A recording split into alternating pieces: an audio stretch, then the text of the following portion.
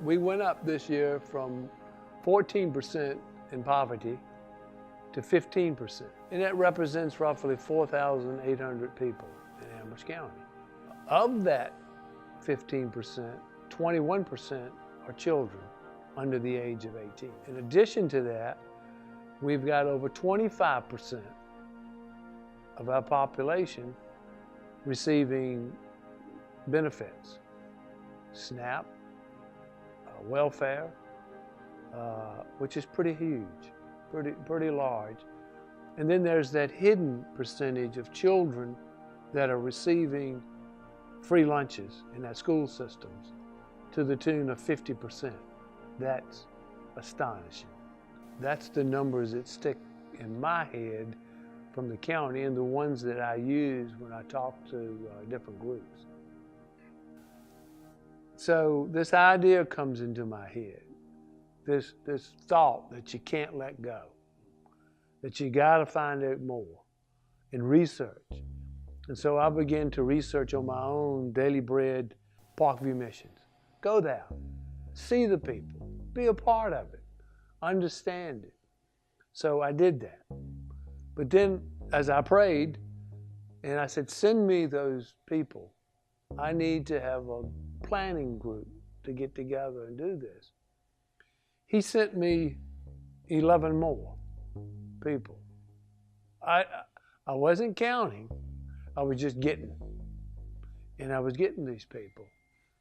And these were people that had experience with dealing with situations in the county. And he sent me these people, somebody I'd never met before. All I did was call up and say, my name is Gary Friend, and how would you like to come to a meeting to talk about hunger in Amherst County? And nobody said no.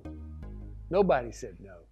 So we met in a room on the second floor, which we call that the upper room. And we spent an hour and a half to lay out our mission statement, which we have stuck with. So it was in 2015 that all that started. So the food kitchens, we thought this was going to be first. When we got this, we thought God wants this first. But somehow, as a board, we felt like we needed to go first with the kitchens in order to establish the name. We think that's why he wanted it that way. So this sort of was dormant in May of 2016. We would just bring up, we had residential freezers and refrigerators here.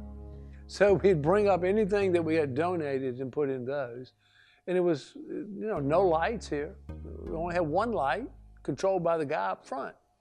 So we went on with the kitchens, and as we know, he's right all the time.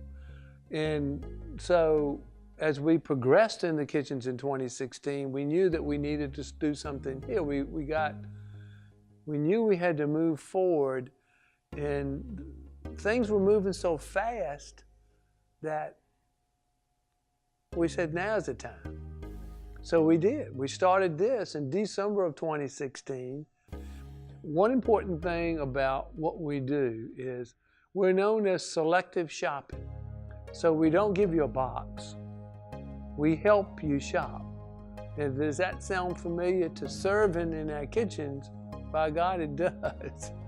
And we do it, we have 18 volunteers in the warehouse that meet and greet each one of the guests that come and help them select the different items that we have. So since May of 2017, we have served 684 families, which represent 1,780 some people that are touched by this warehouse and climate. We have an ongoing need of, number one, food. Though we get food from USDA, we still try to go after foods that our guests like and they need. But we're beginning to understand what they need, so we target those things. We're going groups ask us. So food is always a need. So we'll take the money from donations that we receive, we'll buy food. The second thing that's important is volunteers. As we grow in our kitchens, our objective in our kitchens is to serve 5 times a week. We're a little behind schedule on that because we've tried to go 1 extra day, but the volunteer base is not enough.